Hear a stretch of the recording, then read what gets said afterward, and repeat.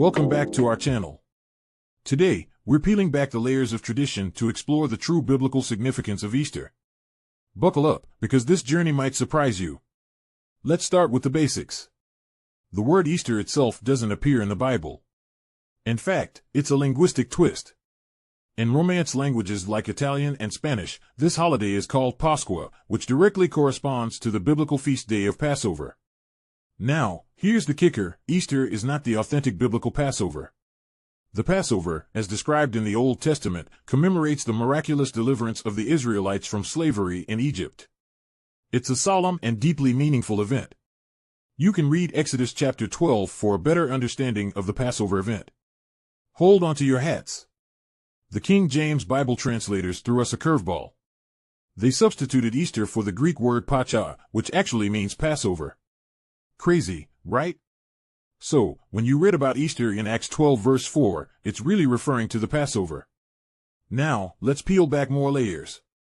The pagan origins of Easter lie in celebrating the spring equinox.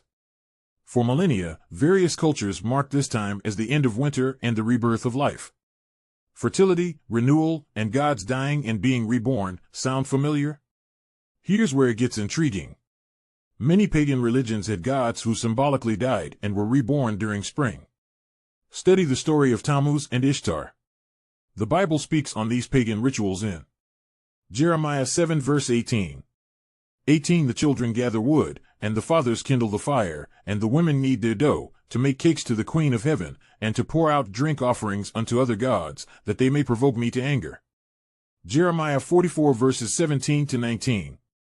17 But we will certainly do whatsoever thing goeth forth out of our own mouth, to burn incense unto the Queen of Heaven, and to pour out drink offerings unto her, as we have done, we, and our fathers, our kings, and our princes, in the cities of Judah, and in the streets of Jerusalem, for then had we plenty of victuals, and were well, and saw no evil.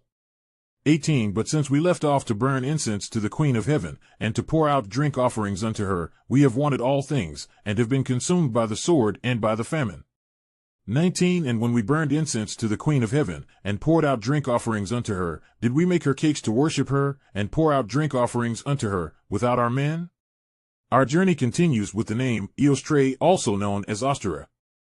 Originally a Saxon word, it denoted a goddess of spring. Around the time of the Passover, sacrifices were offered in her honor, but why is this relevant to Easter? Now, let's fast forward to the early Christian church. They transformed the pagan celebration of the spring equinox into Easter, marking the resurrection of whom they call Jesus Christ.